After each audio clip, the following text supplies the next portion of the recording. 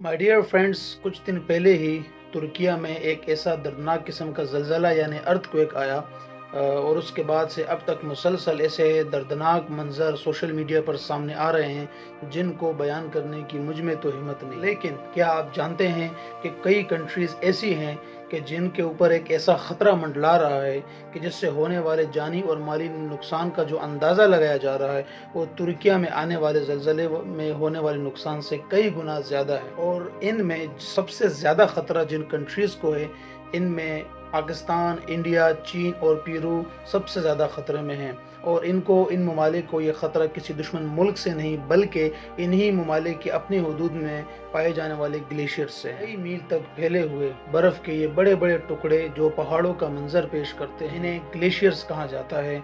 और इनका नज़ारा जितना हसीन होता है, इनसे होने वाली तबाही भी उतनी ही ख़तरनाक और खौफनाक होती है। तो दुनिया भर के ग्लेशियर्स तेज़ रफ्तारी से ख़तरनाक हद तक पिघल रहे हैं और इन ग्लेशियर से पिघलने वाला पानी वहाँ पर मौजूद छोटे छोटे घड़ों में भरता है जो बर्फ़ानी झील कहलाते हैं। फ्रेंड, जैसे जैसे टेम्परेचर गर्म होता जाता है, ग्लेशियर्स के मज़ीद टुकड़े पिघलते जाते हैं और इस तरह झील का साइज़ भी बढ़ता चला जाता है। अगर झील के पानी का लेवल बहुत ऊपर चला जाता है तो ये झील आसानी से फट सकती है और झील से निकलने वाला पानी और आसपास का मलबा पहाड़ों पर बहने लग जाता है और इस प्रोसेस को ग्लेशियल लेक आउटबर्स्ट कहा जाता है। कुछ दिन पहले ही नेचर कम्युनिकेशन मैगजीन की में पब्लिश होने वाली एक रिपोर्ट में ये बात सामने आई है कि इस वक्त दुनिया में 1.5 करोड़ लोग ऐसे हैं जो इस तरह की झीलों के आसपास रहते हैं और इनमें आधे से ज़्यादा आबादी पाकिस्तान, इंडिया, चाइना और पेरू की है। माहिरीन ने पहली बार इसको स्टडी किया और कहा है कि इस खतरे को नज़रअंदाज बिल्कुल नहीं करना चाहिए और बल्कि टॉम रॉबिन्सन ने तो इन बर्फानी झीलों के फट जाने को ज़मीनी सुनामी का नाम भी दे दिया। न्यूजीलैंड के रिसर्चर टॉम रॉबिन्सन का कहना है कि इस तरह की बर्फानी झीलों का फटना बिल्कुल डैम के फटने जैसा ही होता है और इस तरह की झीलों के फटने से जो सैलाब आते हैं वो अक्सर बिना वार्निंग के ही आते हैं। तो दोस्तों, जब सैलाब की बात हो ही रही है तो 2022 में पाकिस्तान में आने वाले सैलाब को नज़रअंदाज नहीं किया जा सकता। हालांकि अभी तक इस बात का अंदाज़ा नहीं लगाया जा सका कि इस सैलाब का कितना हिस्सा इस तरह की बर्फ़ पिघलने से आया था।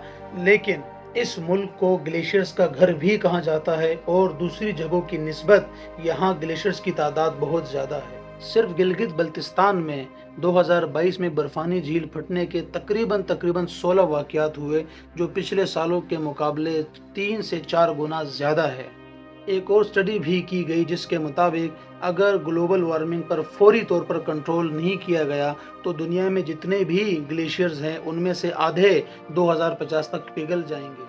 तो माय डियर फ्रेंड्स, अगर फौरी तौर पर कोई एहतियाती इक़दाम नहीं किए गए तो इस तरह के ग्लेशियर्स पिघलने और बर्फानी झीलों के फटने से जो तबाही होगी वो 2022 में पाकिस्तान में आने वाले सैलाब और 2023 में तुर्किया में आने वाले अर्थक्वेक में होने वाली तबाही से कई गुना ज़्यादा होगी।